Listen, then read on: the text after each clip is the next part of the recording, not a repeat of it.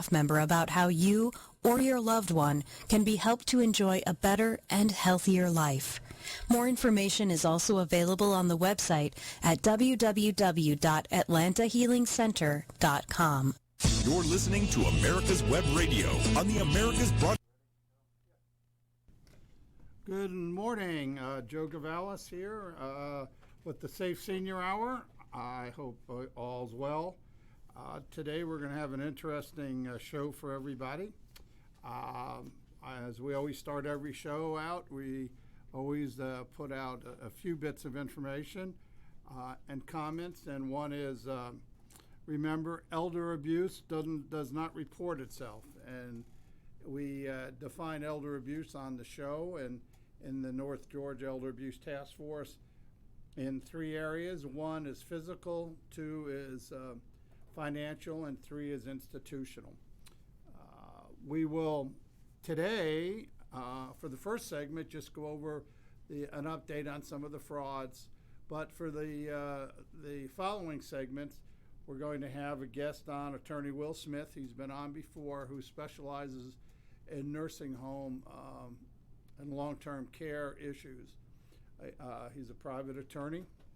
And this is all based on, if you all been looking in the news recently, a report that was been issued by the federal government, actually was issued by 2 senators out of Pennsylvania, and it dealt with, the title of the report was Families and Residents' Right to Know, Uncovering Poor Care in America's Nursing Homes.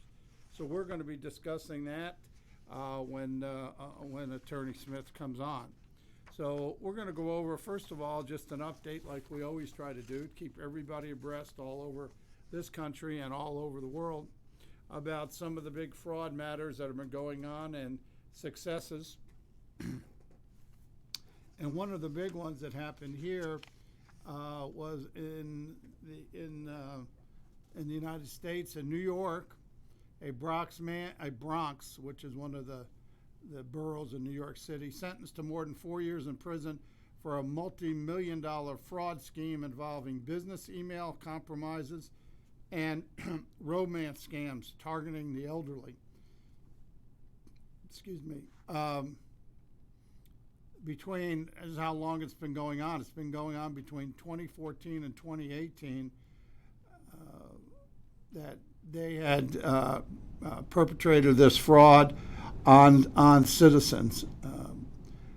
This is a horrible situation, and as we know, they took in over $10 million and sent part of the money to Ghana, and we believe that this is a significant dent in the romance scam area. And we talk about romance scams every week, and the reason why, because it hits everybody. I was just telling David here in the studio, I just spoke to a group of 350 seniors in Augusta, Georgia, and I had somebody coming up to me and had tears in her eyes and said, is there anything we can do to convince somebody they're being defrauded in a romance scam, because her sister has already lost $200,000. And it's just sad to hear stories like that. So we really need, early on, when people see signs of the scam, when they've never met the person, they don't know who it is, and they're starting to wire money or get iTunes cards or Green Dot cards or debit cards and sending it to people overseas. These are red flags, and we need to try to help them. So that's kind of it was a kind of eye-opening to me, and where people are just frustrated by it. Some other interesting cases that have taken place recently have come in the form of police in India. Say 50% of the cyber fraud cases they see, this is in India, are Nigerians. Spain extradited 94 Taiwanese to China. Fraudster called Chinese impersonate government authorities and demand payments of fines. We've talked about that scam where they call up and say, you owe so much money, and if you don't pay it now, you'll be arrested. That is kind of an ongoing scam. It happens in every town, every area.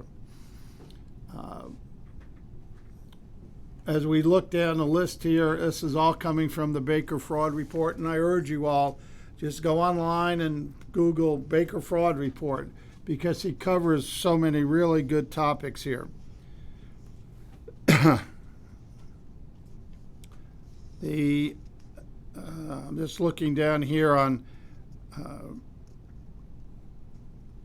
a court in Rhode Island, which is one of our smaller states here in the United States.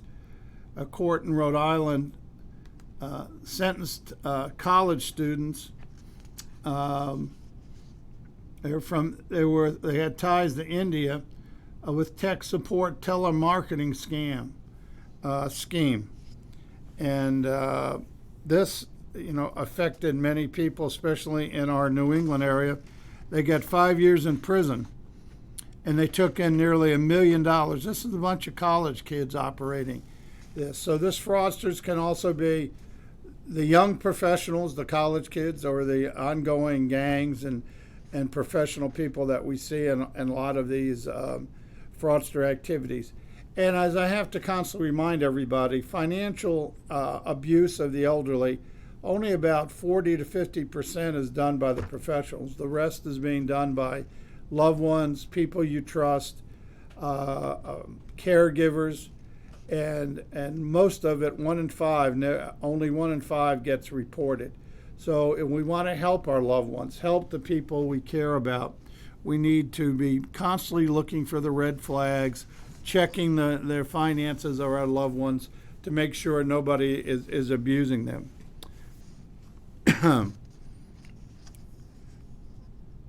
Let's see here. Going on the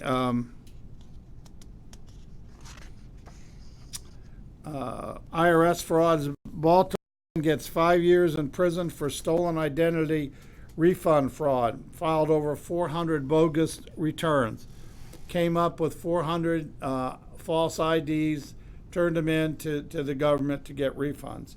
Kind of a sad state of affairs, but it also happens. I've been reading it happens in the UK, it happened in Australia, and I think there were some that I think I read about in Canada.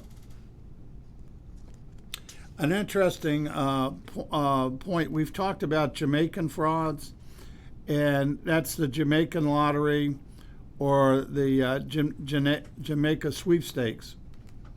And that I was at a seminar recently concerning the problem in Jamaica and how it affects so many people here in the United States. And I thought the very interesting point from the presenter, who was a government official, that the people in Jamaica, one of their targets are rural areas here. They're not necessarily around the cities, and they target the rural areas, believing that there are less law enforcement and certainly less federal officers out there, and they're more likely to have a successful scam if they do it in the rural areas. But this latest headline, it comes out of the Miami Herald, out of their Americas division. Jamaica's state of emergency over crime is back. And they apparently, Montego Bay is back under watchful glare of military troops as they were reimposed on August 30th following officials said was unacceptable spike in shooting and murders, all dealing with apparently the fraudsters. And this is a shame. I mean, I know when I was there, it was certainly a wonderful country, and we're certainly to make sure everybody just check with the State Department and check with your travel agents before you're looking to make trips there. We certainly, there's a lot of great places in the world. Jamaica certainly at one time was one of them. But now everybody, as you're traveling anywhere, check with the State Department for any travel alerts or for any issues that are out there.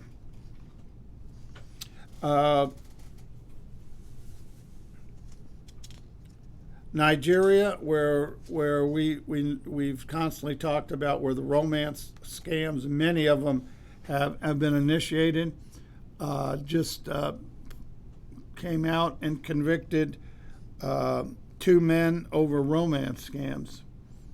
Let's see. 2 internet fraudsters for an alleged internet scam. Defendants created an email using false names with emails, while using the picture of a white man to deceive his unsuspecting victims. He said after analyzing the emails and several other email correspondence between the defendants, revealed it was a scam mail. The important point here is, remember that computers give a lot of people courage. They can say things, do things, perpetuate frauds because you never see them. It's pretty easy to sit behind a computer and make up a false story. It's pretty easy to send in a false picture, a false description of yourself. And that's how these romance scams start. I think it's a shame and to hear these sad stories of people who are getting conned, and especially the stories where people, I guess it was in British Columbia, they sold their home to start this new life with this individual, and they never showed up and actually bought a plane ticket. But remember, when the victim buys a plane ticket, the perpetrators are always asking for upfront money for their plane ticket to go fly to meet him, or for their travel expenses, or for other expenses. And this money, when it's paid, it's just gone. There's no meeting, nothing takes place. So I think we all got to be totally aware of the issues when we're dealing with people we don't know and we've never met, and in many cases never spoken to. It's all done over the internet, which is a shame. And I think that has to be on everybody's thought pattern, because it is a true hardship. And whether you lose 5,000 or 200,000, like the case I spoke about, it's just the anxiety and the issues with the seniors. And again, remember, and this is a big thing to remember, it happens to both male and female. It is not one sex or the other. But because these people aren't looking for a relationship on these romance scams, they're looking for money. And as long as people are sending them money, that's all they care about. Now, I think that one of the big points, and I've emphasized this in the last speech I gave, and so that we need to remember that you can't arrest your way out of this, but what we can do, and as the officials say, when I asked them, I remember, what are the top 3 things we can do? And it's educate, educate, educate. And that's what the Safe Senior Hour attempts to do, is educate you all. With that, we'll end our first segment, and we'll be back with Will Smith talking about nursing homes. Get your pen and paper ready. If there's a move in your near future, I'm here to tell you that the folks I used and now recommend is Around Town Movers. Timothy and the guys recently moved me, and I am and was totally satisfied with a sometimes not so fun experience moving. Call Timothy at 770-378-4708 and make it a good move and a good experience. Around Town Movers for that local or cross-country move. Timothy, Around Town Movers, in my opinion, are the best. That's Around Town Movers. Call them. Whether cruising the strip in a 57 Chevy or taking the family on a vacation in a 71 Oldsmobile Vista Cruiser, you need to tune in to Classic Cars with Steve Ronaldo and Jim Weber every Saturday from 8 to 9 a.m. on americaswebradio.com.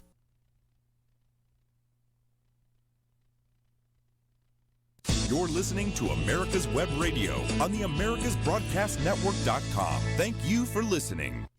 Well, we're back for segment 2, and on the air is Will Smith. Will, are you there?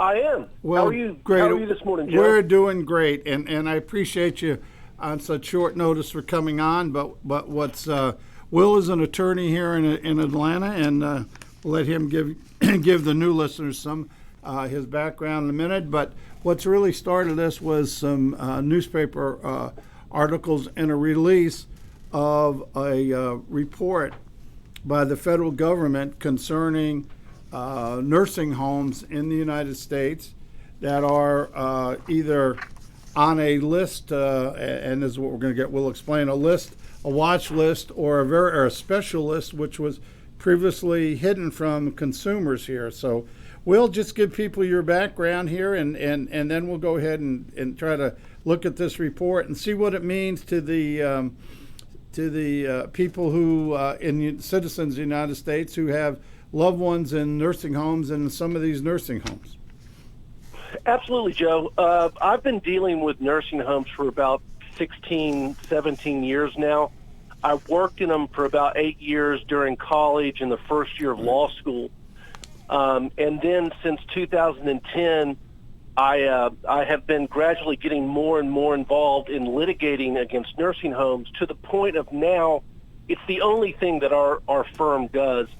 And we have a podcast that deals with nursing home issues. It's nursinghomeabusepodcast.com. And so we often work with advocates in other areas that deal with nursing homes, and this is a big deal.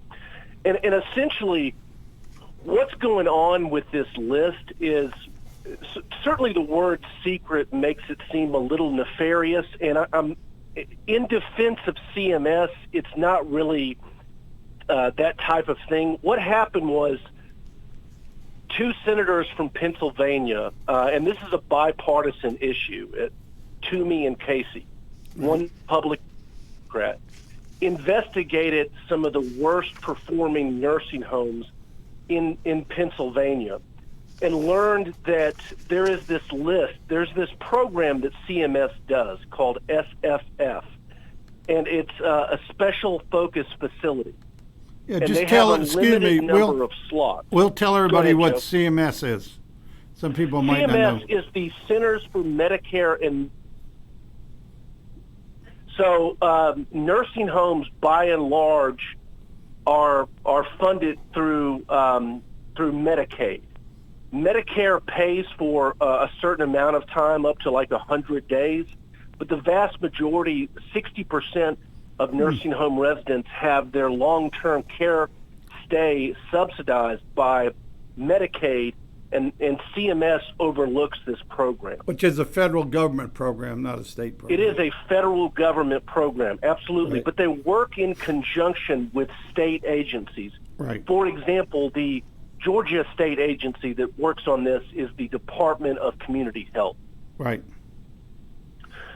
So this program, this special focus facility, if you go to nursinghomecompare.gov, that is the CMS website that shows consumers the star system from 1 to 5 stars, obviously 1 being bad, 5 being the best.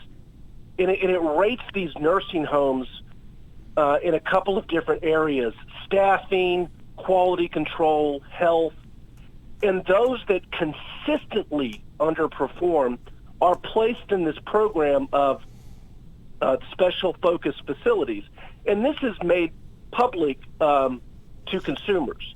The issue is that this program has a limited number of slots, only about 88, and there are about 300 candidates for the program that until now have not been made public. Oh, okay. That's good to know. Okay.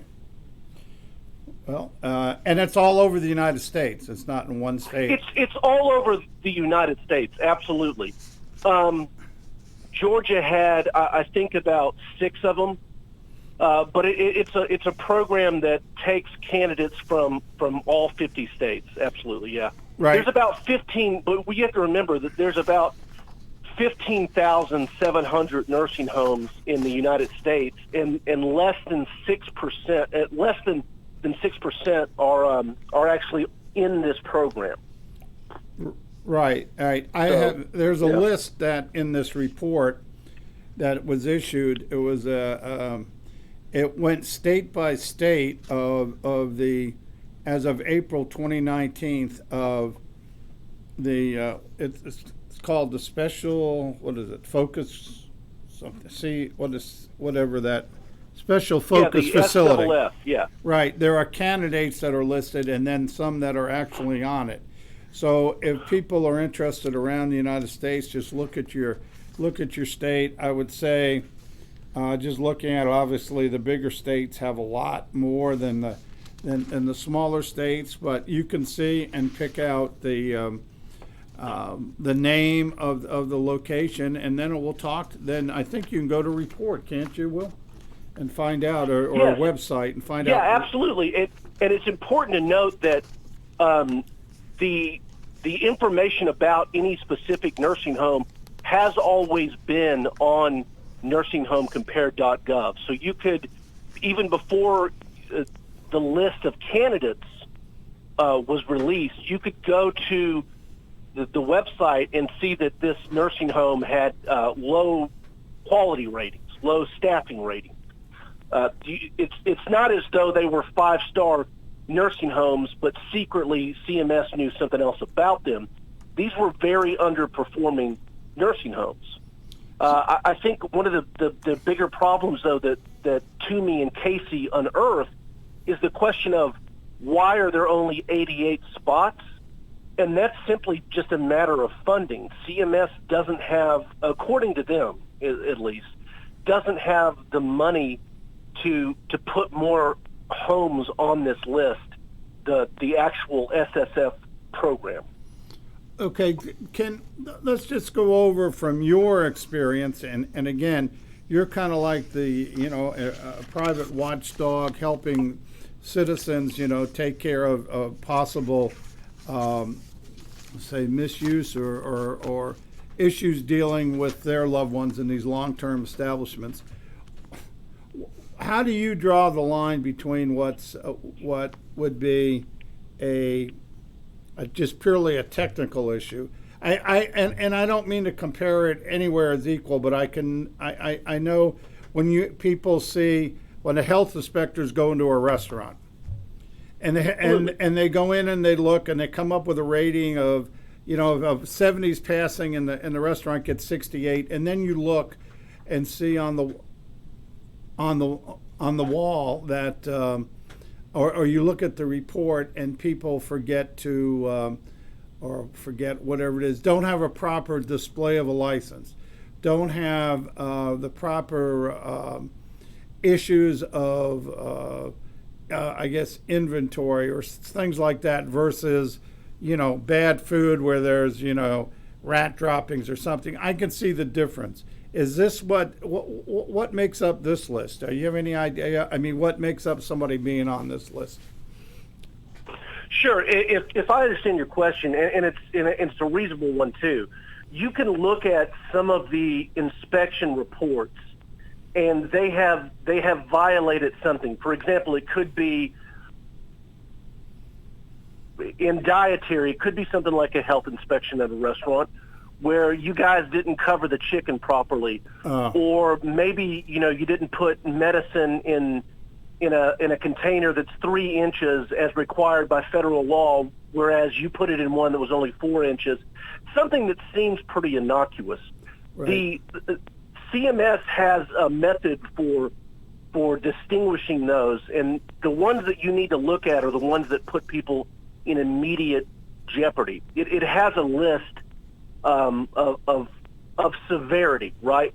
So right. If it's something that doesn't have the likelihood to cause immediate harm to a resident, it is taken into account and it is noted. So you're never going to have somebody that is a 1-star simply because of what I would say were innocuous, non-immediate threatening violations. Okay, I get it, and that's what That's what citizens need to look at when they review these documents. I understand, and are they are these reports, which are public, as you say, right? Each, you can go on and see what nursing home was rated in their last review. Is that true? Somebody told me You that. can go on and see what their current rating is, and then you can go and see what all the inspections have stated, going back several years. And as a matter of fact, it's required by law that nursing homes have their most recent inspection reports available in the nursing home when you go there. Okay. So you can read these reports, and they tell you, they leave out, information that is protected by HIPAA, Right. private health information, but they will tell you nursing home, failed to stop a resident who was wandering and left the premise and, was found by the railroad tracks, which is what exactly happened in Pine Hill Nursing Home, which is one of Georgia's special focus facilities. But you can read the report, and it'll tell you exactly why they're citing this nursing home. Right. I get it. In the next segment, I'm going to read a few of their examples that they had in the reports or in the senator's report in various states, and then let you comment on each one of them. Because the main question is, I think, is for the citizens or the relatives to say, or loved ones, at what point do we report something outside the facility? When do we report it to law enforcement? When do we report it to the ombudsman? When do we report it to a state official? Or when do we just go to a private attorney and let them, I don't want to say do the hard work, let them make the decisions. Gotcha. And I've seen that both ways. I've seen that where, for some reason, and even though under Georgia has a mandatory reporting law, that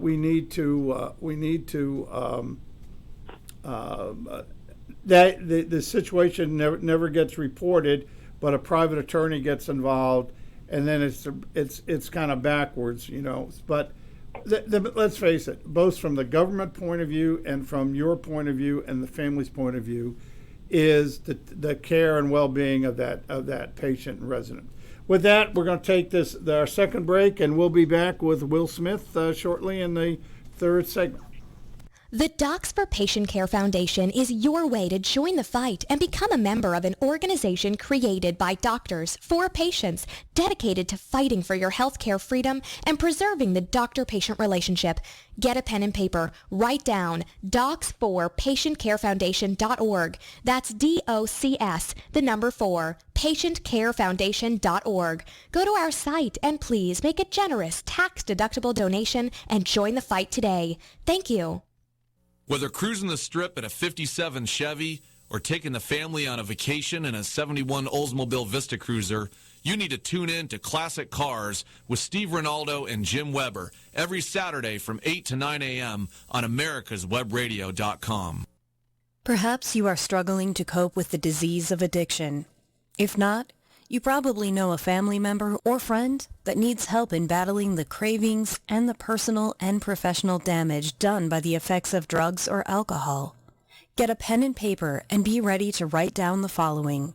These are the issues that the trained staff at the Atlanta Healing Center address and treat every day. Their doctors and counselors with over 40 years of practice in the field of addiction can treat the suffering individual in a thoughtful, compassionate, and experienced manner and guide him or her along the path to recovery. So call 770-696-9862 and speak to a knowledgeable staff member about how you or your loved one can be helped to enjoy a better and healthier life.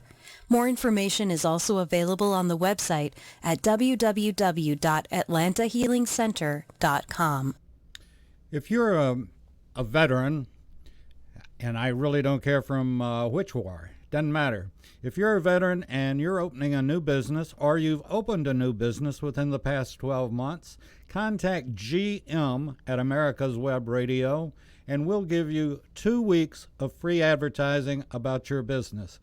And that'll be heard all across the country and literally around the world. Again, if you're a veteran and you've opened a business within the last 12 months, we'll give you 2 weeks of free advertising.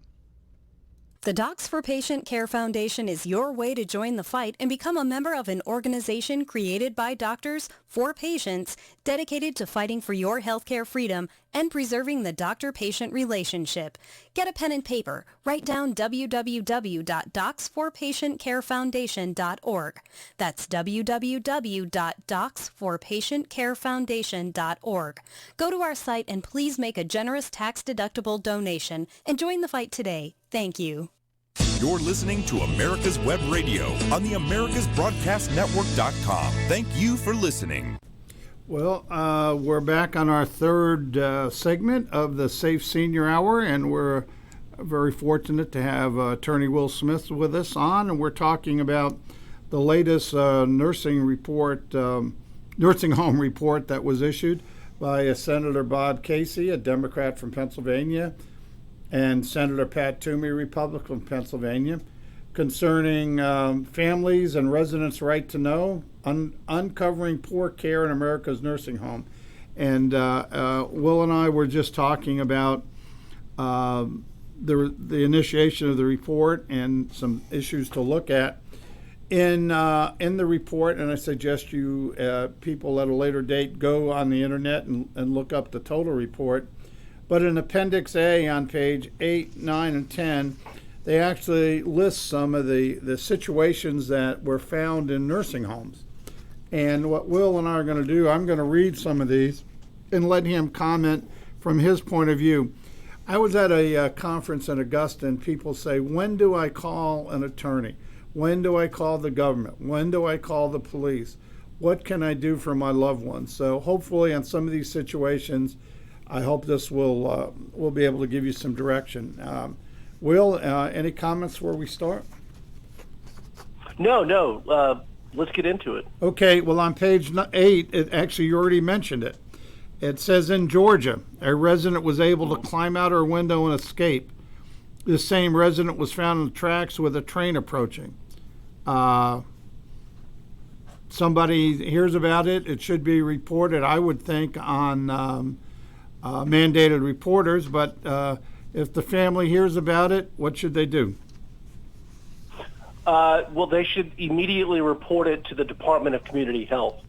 Like we were talking earlier, CMS is the federal agency that's responsible for overall regulation, but they work in conjunction with each state agency. Right. And in a situation like that, it's absolutely imperative that the state agency of Georgia, the Department of Community Health, knows about this, because that way they can write a report, they can do an inspection, which can then be seen by other potential consumers. Right, and I agree with you. I think in this case it's a little different, that somebody found them on a track. Somebody at the institution should have reported it before the family ever knew about it. Oh, absolutely. Okay. Yeah, no, okay. They should have self-reported. Right. They should have, it would have been the best thing.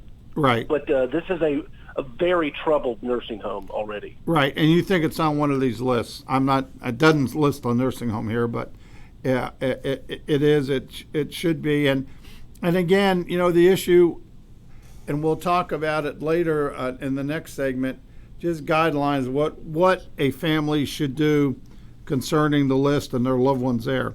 The next one was in Illinois, a facility failed to provide adequate medical treatment or respond to the concerns of its residents, such that one resident who was ill was forced to call 911 himself. When medical personnel came, a nurse tried to prevent his departure from the facility. When the resident finally made it to the hospital, he passed away. According to the physicians at the hospital, this resident may have survived had he received treatment sooner. Your thoughts? Unfortunately, this is not uncommon. Wow. I have, at least this year alone, I've had at least 2 calls related to a nursing home resident having to call 911 on their own. Wow. Luckily, the two instances that I experienced, there was no immediate jeopardy. In other words, the person didn't pass away. But that is extremely common. It's a violation, and you have to stay on top of these places. It's a staffing issue for sure. Okay. Because this resident was probably calling and not getting a response quickly enough. Well, I thought that was interesting. A nurse tried to prevent his departure from the facility. Listen, when medical people are there and police are there, they have to be deferred. Those are by statute, those are the people that have to be, I think, listened to. I'm not sure. No, I 100% agree with you. I just think that she didn't know what was going on in her heat. Right. Oh, okay. We'll go to the next one. In Kansas, a facility failed to give a resident their prescribed medication for 12 days after the person was admitted. According to the surveyor, and the surveyor is what, like the inspector? Is that when they say surveyor? Yes. This surveyor is the inspector. Right. Yes. This deficient practice represented a significant medication error for the resident, who was subsequently rehospitalized with a blood clot and uncontrolled mental agitation, which required law enforcement intervention. Your thoughts about medication? Yeah, issue? that would get them, and I'm sure that it did. It would get them what's called an IJ tag, which is immediate jeopardy. Okay. Because you have to understand that medicine isn't just, it's not just Tylenol. In this case, I think it was actually Coumadin, which is a blood thinner, right? Which is absolutely required for this person to continue living. Wow. So that's a very serious oversight. Right. And again, that was reported. The surveyor found it. But again, if the family is aware of it when they come to visit, if there was family or a loved one, that also should have been reported at the earliest. Yeah, absolutely. And the family would be involved in the initial care planning meeting. So they, and I've said this before in your program, if you have a loved one in a long-term care setting, it is imperative that you get involved. So you go up there, you ask about the medication, you ask about their health, and you check your loved one out. Great point. That is a great point. Be involved. Just don't accept everything is what it is. You go see it. I think it was you or somebody also said, go up there and have a meal with them. See what they're eating. Absolutely. I thought that was great. Yeah, absolutely.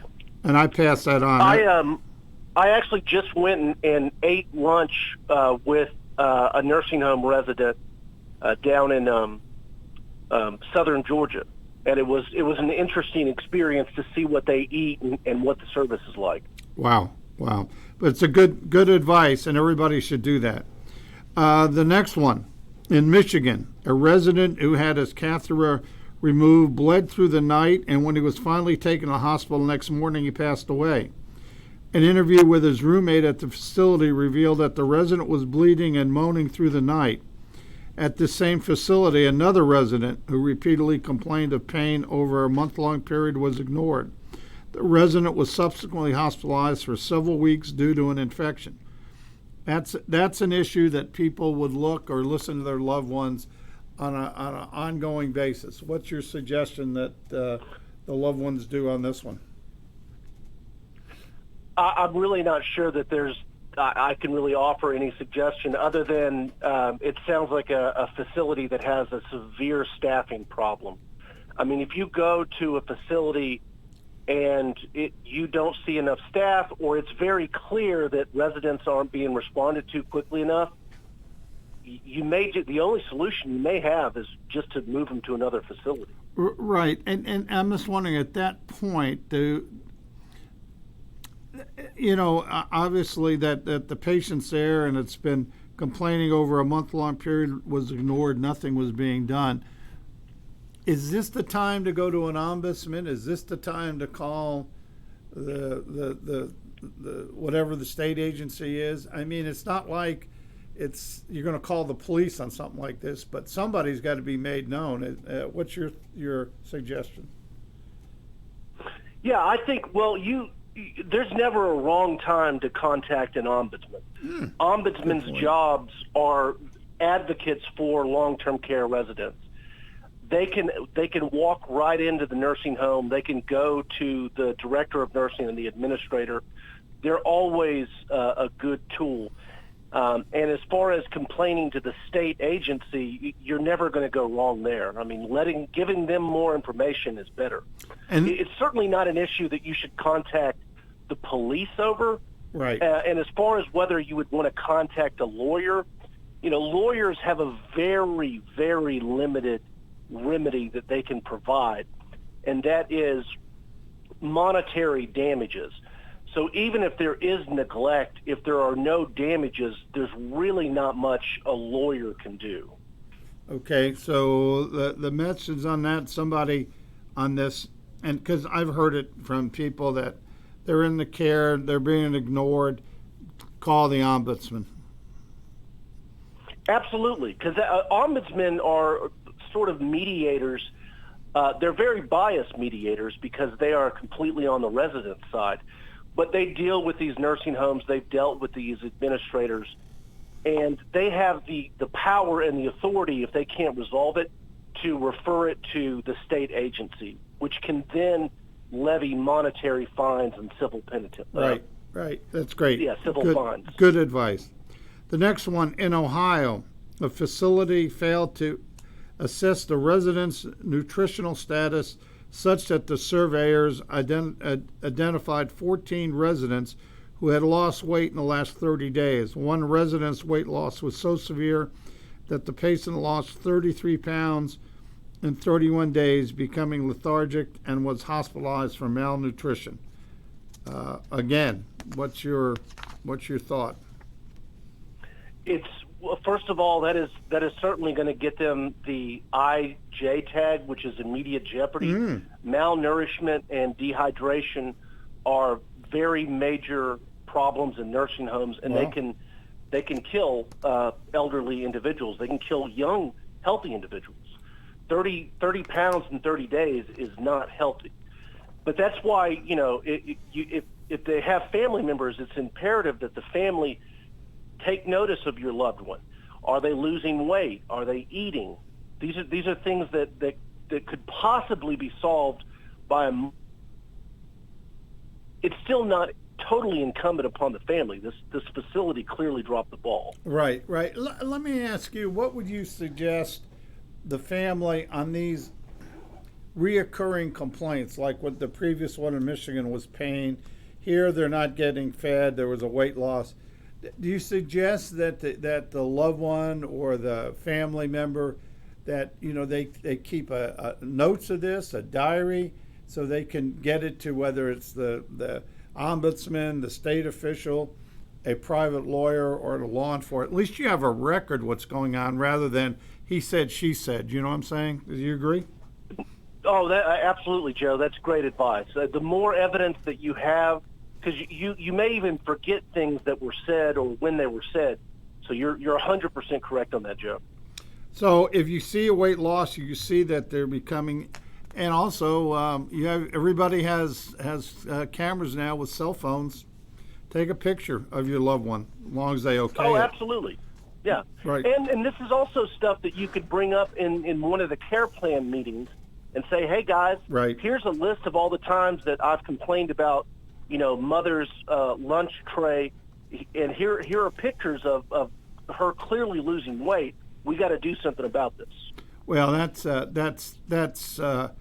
so appropriate. I hope people are listening, and if they don't have a loved one there, tell somebody who who has a loved one in a long-term care. These are things we're bringing up, and we're about to break for our third segment. Remember, elder abuse doesn't report itself.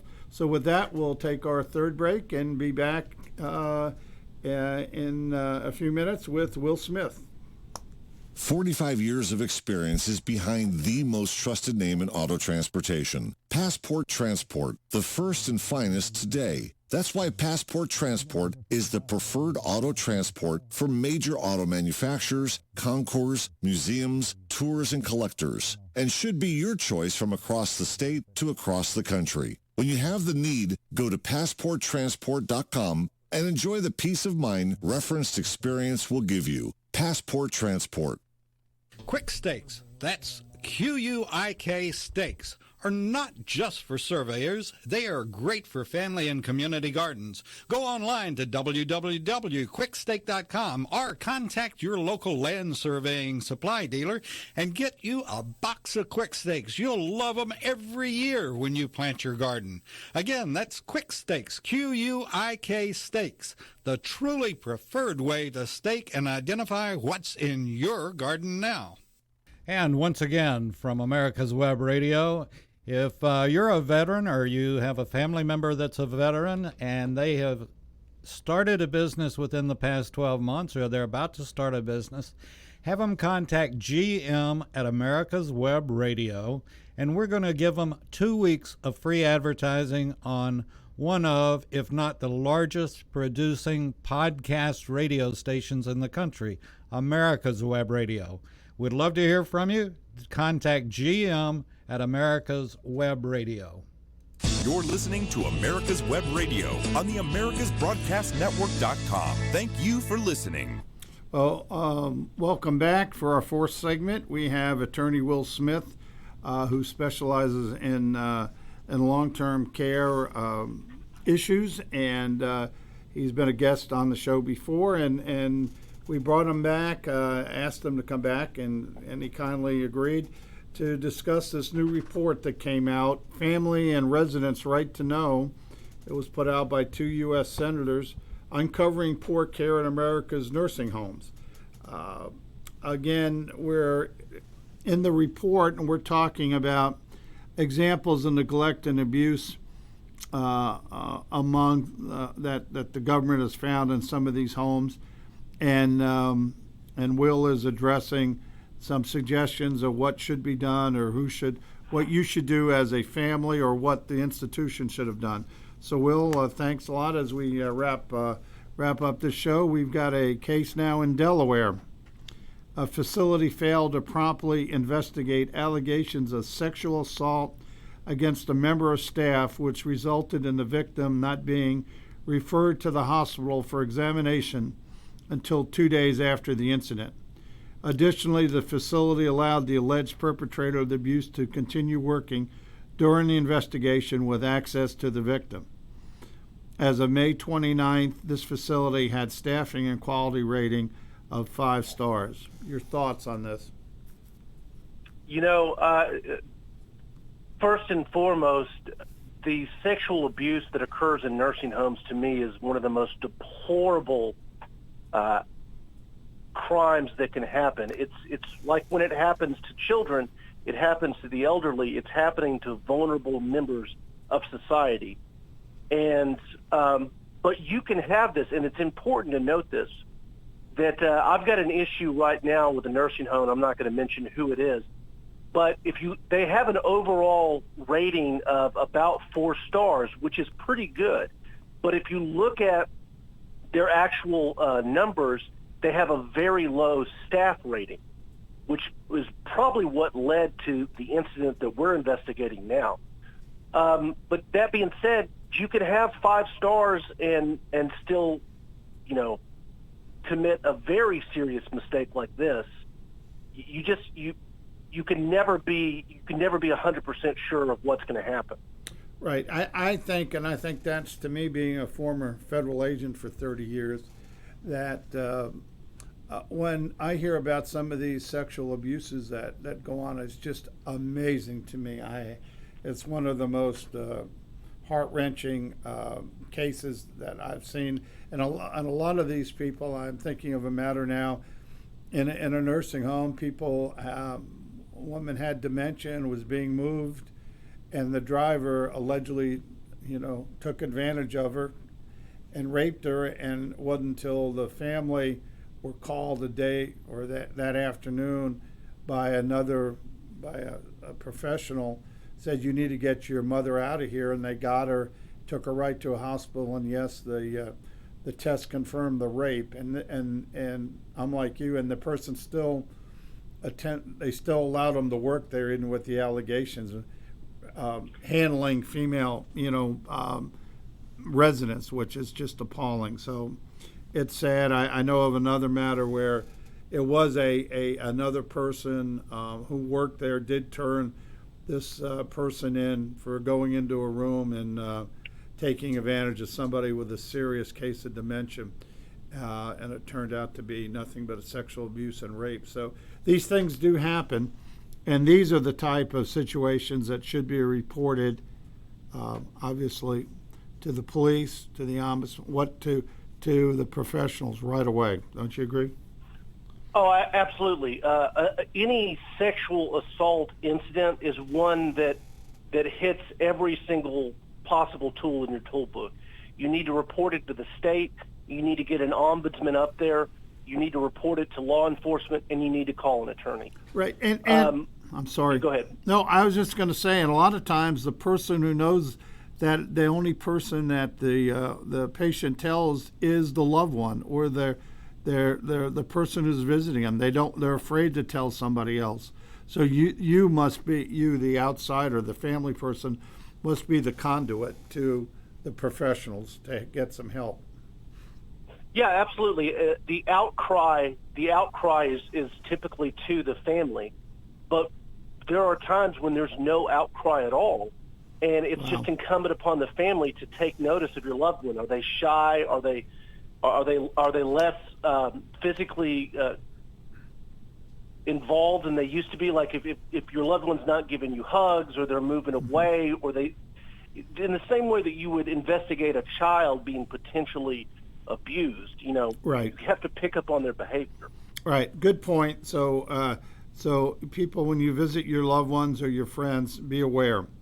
The next one in Florida, the staff failed to clean and disinfect, I guess it's glucometers, I guess, or whatever, glucometers. Oh, these are the blood sugar testers. Right. Glucometers. Yeah. Glucometers.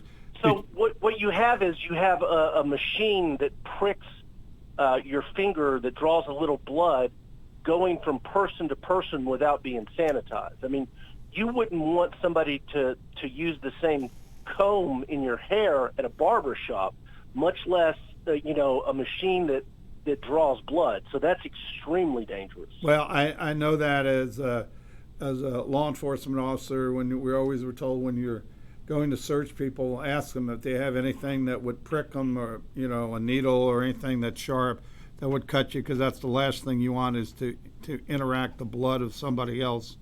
They note in the report that again, as of May 29th, this facility with the failure to clean this meter had a 5-star rating and staffing and quality ratings. So again, just don't go by the rating, go what you hear or see, correct?